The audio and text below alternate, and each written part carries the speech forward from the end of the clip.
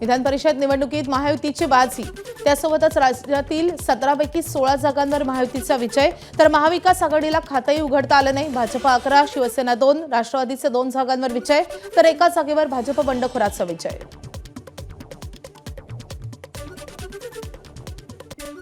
नाशिक विधान परिषद निवडणुकीमध्ये शिवसेनेचे उमेदवार नरेंद्र दराडेंचा पराभव, अपक्ष उमेदवार गोकुळ गीतेंचा विजय।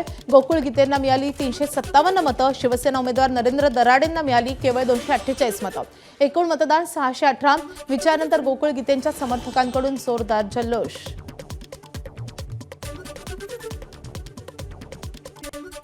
गोकुळ गीतेंच्या विजयानंतर त्यांच्या पत्नीनं गुलाल उधळत केला जल्लोष। कार्यकर्त्यांनी निवडणूक हातात घेऊन मतदान करण्याचं आवाहन केल्यामुळे विजयी झाल्याचा केला दावा। आम्ही महायुती सोबतच असल्याचंही केलं स्पष्ट। नरेंद्र दराडे यांच्या पराभवामुळे आम्हालाही धक्का, मंत्री गिरीश महाजन यांची प्रतिक्रिया। महायुतीकडे नाशिक विधान परिषदेत सर्वाधिक मतं असताना पराभव कसा झाला यावर चर्चा करणार असल्याची दिली माहिती।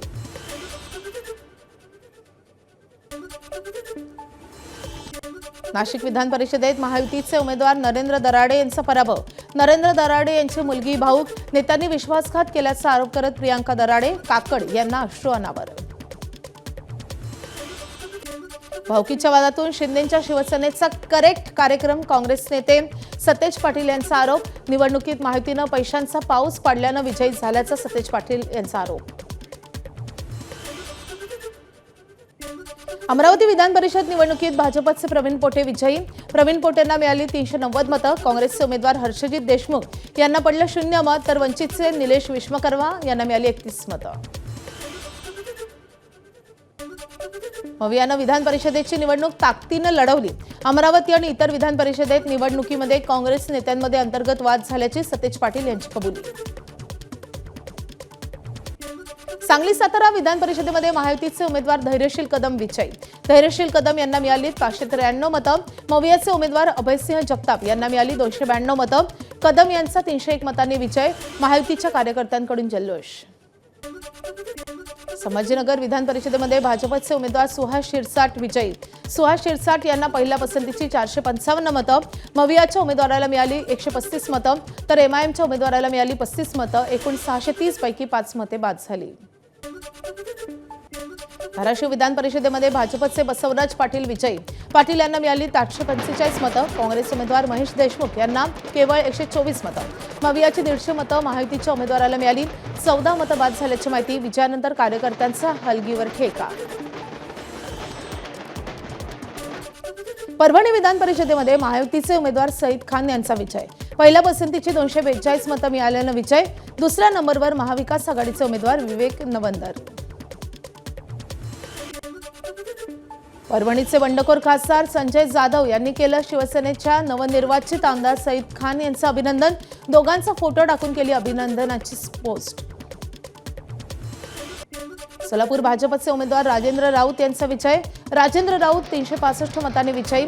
विजयानंतर जल्लोष साजरा। राजेंद्र राऊत यांच्या विरुद्ध शरद पवारांच्या राष्ट्रवादीचे उमेदवार वसंतराव देशमुख यांच्यात होती लढत। जळगाव विधान परिषदेमध्ये महायुतीचे उमेदवार नंदकिशोर महाजन विजयी। महाजन यांचा 577हून अधिक मतांनी विजय। महाविकास आघाडीचे शरद तायडे यांना मिळाली केवळ 5 मतं। भंडारा गोंदिया विधान परिषद निवडणुकीमध्ये भाजपचे अविनाश ब्राह्मणकर विजयी। अविनाश ब्राह्मणकर यांना 303 मतं, तर काँग्रेसच्या पाठिंब्यावर उभे असलेल्या नरेश ईश्वरकर यांना 152 मतं। अविनाश ब्राह्मणकर यांच्या समर्थकांकडून फटाक्यांची आतषबाजी करत जल्लोष। नागपूर विधान परिषद निवडणुकीमध्ये भाजपचे राजू पोद्दार विजयी। राजू पोद्दार यांना मिळाली 682 मतं।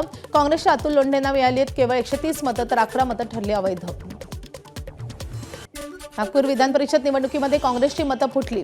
महाविकास आघाडीकडे 211 मतं असताना काँग्रेस उमेदवार अतुल लोंढेंना केवळ 130 मतं आणि त्यामुळे मवियाची 81 मतं फुटली। नांदेड विधान परिषद निवडणुकीमध्ये महायुतीचे उमेदवार अमरनाथ राजूरकर विजयी। अमरनाथ राजूरकर यांना मिळाली 339 मतं। निवडणुकीमध्ये 23 मतं झाली बाद। ठाकरेंचे बंडखोर आमदार दुपारी 3 वाजता अधिकृतपणे शिवसेनेत प्रवेश करणार, सूत्रांची माहिती। मुंबईत होणार पक्षप्रवेशाचा कार्यक्रम आणि त्यानंतर खासदारांची प्रेस कॉन्फरन्सही होण्याची शक्यता। शिवसेनेच्या सर्व आमदार आणि खासदारांची मुंबईत आज दुपारी बैठक. मुंबईतील यशवंतराव चव्हाण प्रतिष्ठान इथे होणार बैठक.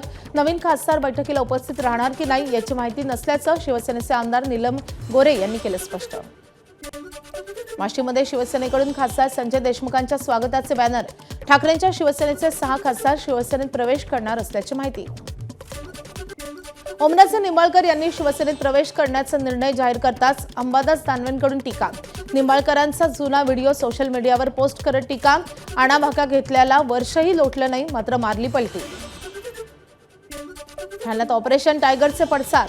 ठाकरेंच्या शिवसेनेकडून चंदनवाडी परिसरात शिंदेंना डिवचणारे बॅनर.